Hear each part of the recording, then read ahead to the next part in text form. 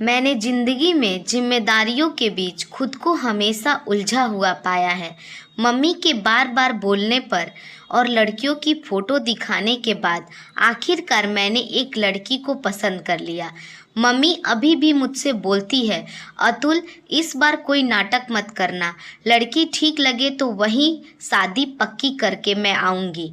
लड़की देखने का दिन आ गया था और सब कुछ ठीक लग रहा था, लेकिन जब मेरे और रश्मि के बीच अकेले में बात हुई तो रश्मि ने सच बोलते हुए बोला, मैं किसी और से प्यार करती हूँ। यह सुनने के बाद मैं एकदम से चौंक गया। रश्मि ने मुझे बोला कि आप शादी से मना कर दो। मैं सोच में पड़ गया। उसकी मासूमियत और हकीकत ने मुझे काफ़ी इम्प्रेस किया। मैंने वही किया जो रश्मि ने बोला। बहुत दिन बाद मुझे कोई लड़की पसंद आई थी।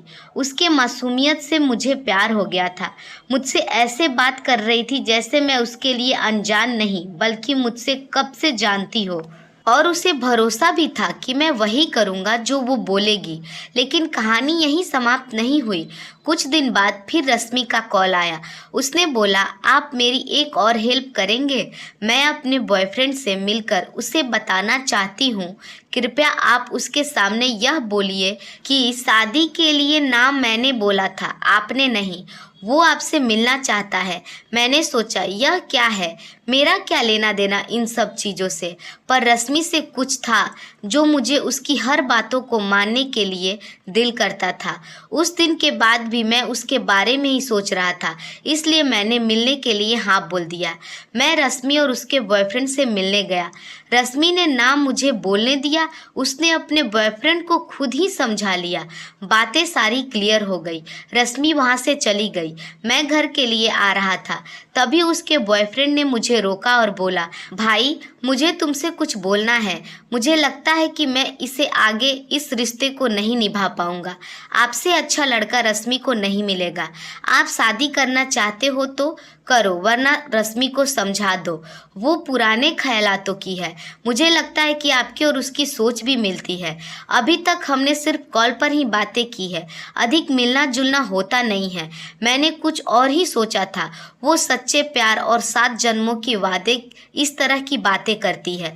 मैं कब से यही सोच रहा था कि कोई मिले जो मेरा पीछा उस लड़की से छुड़ा दे। बस आप मिल गए। मैं अब बाहर जा रहा हूँ। बात पूरी कर वो मेरे कंधे पर हाथ रखकर वहाँ से भाग गया। उसकी बातों से मुझे समझ आ गया था कि वो क्या चाहता है, पर अब क्या नई प्रॉब्लम आ गई। वो अपने दिल की बात करके भाग गया। रश्मि अपने दिल की बात बोलती रहती है। अब आगे मैं क्या करूँ? मैंने अपने दिमाग को थोड़ा कंट्रोल किया और सोचा कि मुझे क्या लेना देना। सोचा कि रश्मि का नंबर ब्लॉक कर दूं, नहीं तो वो मुझे फिर कॉल करेगी। पर फिर सोचा कि अब कॉल आएगा तो ही ब्लॉक करूंगा, और एक शाम को ही कॉल आ गया। उठाते ही उसका गुस्सा सामने था। आपने मेरे बॉयफ्रेंड को ऐसा क्या कह दिया कि उसने मोबाइल ऑफ कर रखा है? मैंने कहा, मैंने क्या बोला? तुम भी वहीं थी। झूठ मत बोलिए। मुझे पता है आप मुझसे शादी करना चाहते हैं, पर यह शादी हरगिज नहीं होगा। अरे ऐसा कुछ नहीं है। मैंने कुछ नहीं बोला। वो ही बोल रहा था कि उसे अब आगे बिल्कुल चुप रहो, वो ऐसा नहीं है, आपने कुछ किया होगा। उसकी बहस इसी तरह चलती रही। फिर उसने कॉल काट दिया। सोचा कि अब मैं उसे ब्लॉक कर देता हूँ, पर नहीं कर पाया। उसकी बातों पर हंसी आती थी और प्यार भी। मन किया मेरा कि मैं उसे कॉल करूँ, पर मुझे पता था कि वो ज़्यादा देर तक बात किए बिना नहीं रह सकती, खुद ही कॉल करेगी। और ऐसा ही हुआ। सुबह सुबह उठते ही उसका कॉल आया। मैंने रात भर सोचा कि अब मैं आपको सबक सिखाऊंगी, मैं आपसे शादी करूंगी और आपको तड़पाऊंगी। उसकी बात सुनकर मुझे जोर से हंसी आ गई। आप हंस रहे हो? जब आप पर बीतेगी तब पता चलेगा कि प्यार का दर्द क्या होता है। मैंने बोला, लेकिन मैं तुमसे शादी क्यों करूं? इस बात पर वो रोने लगी। बोली, हाँ सही बात है, आप भी क्यों करोगे? कमी तो मुझ में ही है। वो भी भाग गया। रोते हुए उसने कॉल काट दी। कुछ दिनों में ही मैं रश्मि से बहुत अटैच हो गया था। मैंने उसे समझाने के लिए फिर कॉल किया, लेकिन उसने कॉल नहीं उठाया। आखिरकार मैंने रात भर उसके बारे में सोचते हुए निर्णय ले ही लिया। मैंने मम्मी को बोला कि मैं रश्मि से शादी करूँगा।